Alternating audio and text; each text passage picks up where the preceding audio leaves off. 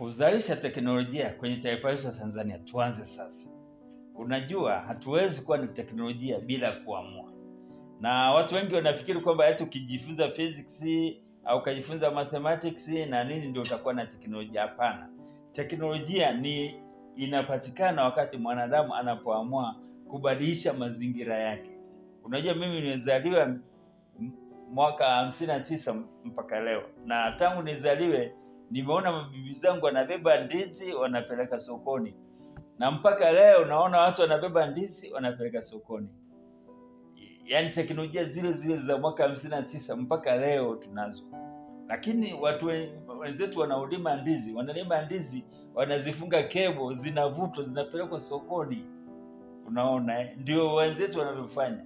Lakini sisi miaka 65 iliyopita tunaendelea kufanya vitu vile vile, pamoja na kwamba tunaendelea kuwa na wasomi wengi, tunaendelea kuwa na maprofesa wengi, tunakuwa na madokta wengi, lakini maisha yetu ni yale yale.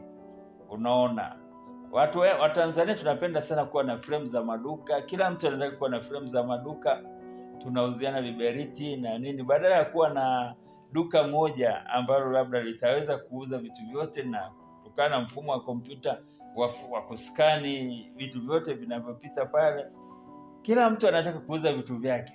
Nataka niwaambie Waafrika kwamba tusipobadilisha mtizamo fikra, tukaamua kufikiri pamoja, kuweka vichwa pamoja, hatutakuwa na teknolojia. Ninasema tuanze sasa. Na teknolojia mara nyingi inapatikana watu wanapofikiri kitimu. Fikiria kwa mfano mtambo wa kuchemsha lami. Huo mtambo unahitaji mechanical engineer, unahitaji electrical engineer, unahitaji mtaalamu wa kompyuta, kwa sababu vipimo vyote vya kama ni kokoto, ni simenti, ni lami, nini vyote vinapimwa kwa kutumia kompyuta. Unaona.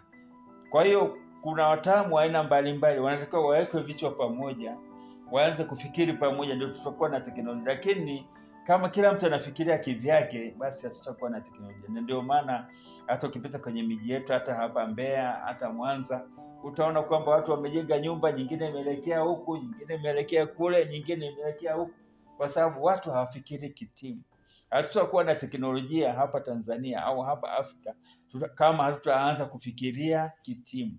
Hakuna teamwork, hakuna maendeleo ya teknolojia. Kwa hiyo tuanze kufikiri kitimu na tutaanza kupata maendeleo ya teknolojia tangu sasa. Fikiria kampuni kama Toyota.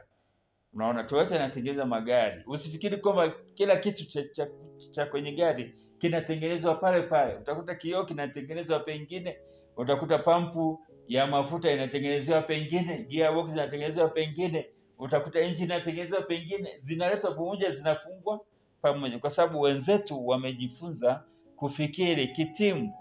Lakini sisi tunafikiria mimi binafsi, mimi Ngoi nifanye kila kitu, mimi nifanye kila kitu. Kwa hiyo matokeo yake hatutaweza kuwa na teknolojia kama hatutaamua kufikiri kitimu. Tuanze sasa.